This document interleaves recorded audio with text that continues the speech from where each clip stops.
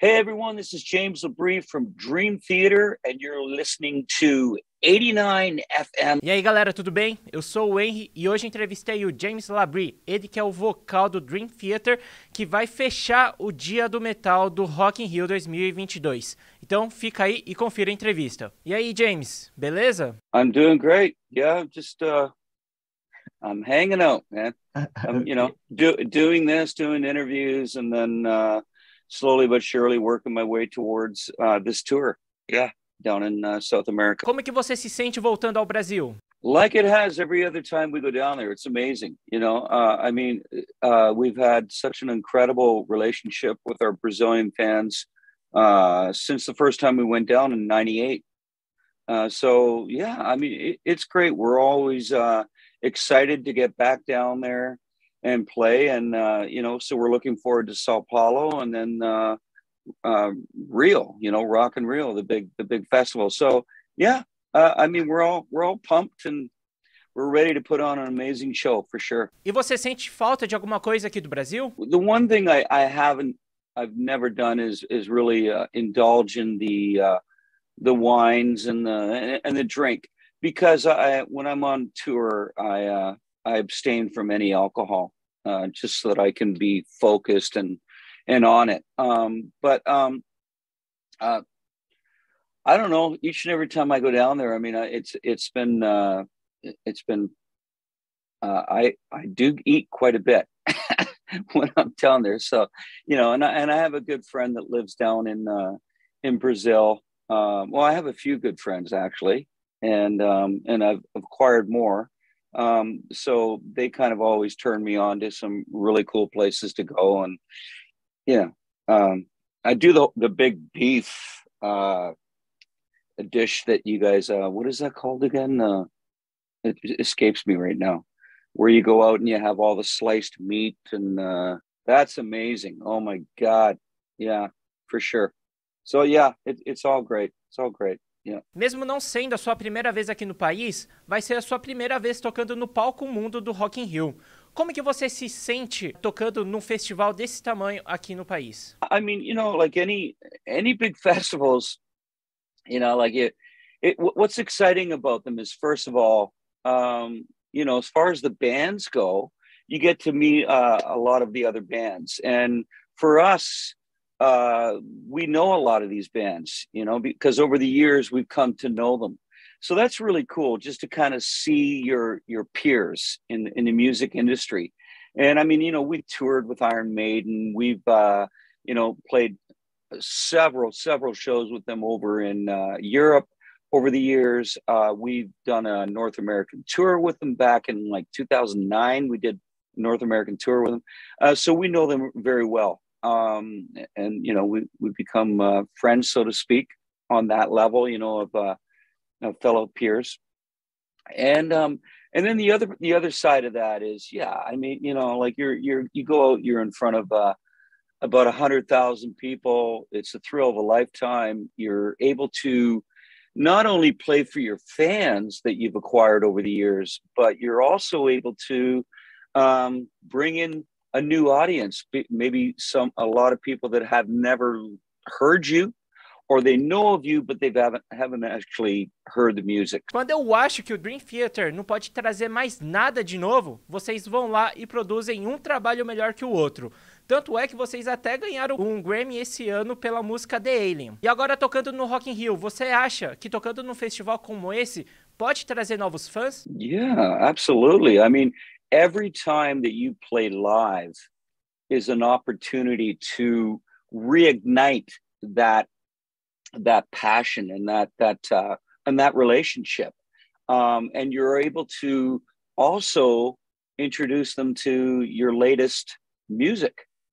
From not that you're playing all of your new music, but you're playing some of the songs from your new album, and that's important because then they get an idea of where you're at currently. What is it that really resonates with you, and is it contemporary? Yeah, it is, for sure. And we're always pushing the envelope, and we're always thinking, you want to stay relevant. And so even though we've been doing this for 30 years plus, when we're doing a new album, it's about being current, being relevant, and keeping that like I said, that fire going, so to speak. So yeah, you know, this is an opportunity.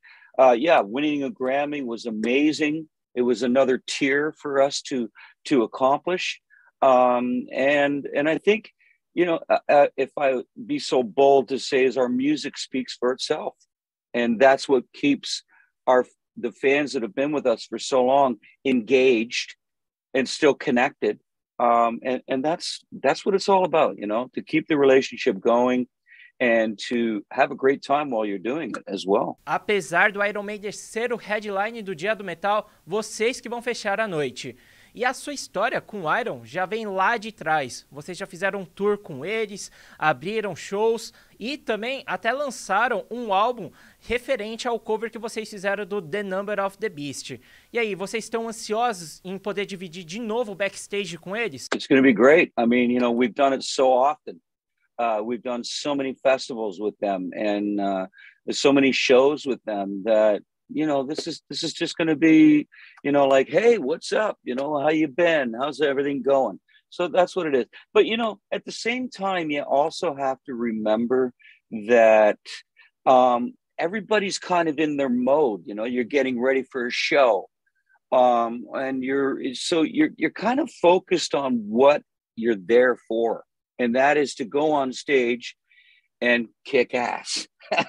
You know, so it's kind of like, hey, what's up, man? How you doing? Hey, great to see you again. And then you're back into doing whatever the ritual is to get yourself in that headspace for the show, you know? So that's what it really comes down to. Yeah. O novo álbum da banda, A View from the Top of the World, já é o 15º disco da banda. Como que vocês fazem para montar o setlist, sendo que vocês têm várias músicas de sucesso? It's extremely difficult, but we you know, we have a process where each guy in the band writes down the list of their go-to songs, or the songs that they would like to have in the set list. And then it's a matter of, oh, okay, well, 4 out of the 5 guys wanted this song. 3 out of the 5 guys wanted this song. And then we kind of like, we do it like that. It's a process of elimination through what's most popular with the band members. And so, you know, but I mean, there's also communication where we're saying, you know, hey guys, we haven't played this song for a while. Okay, we have to know that we're going to be playing a few songs from the new album. So there's all that comes into play. But yeah, you know what? It doesn't matter. It's very difficult because we have so many songs to choose from. But we managed to put the set list together that we think will excite our fans and keep them, you know, happy.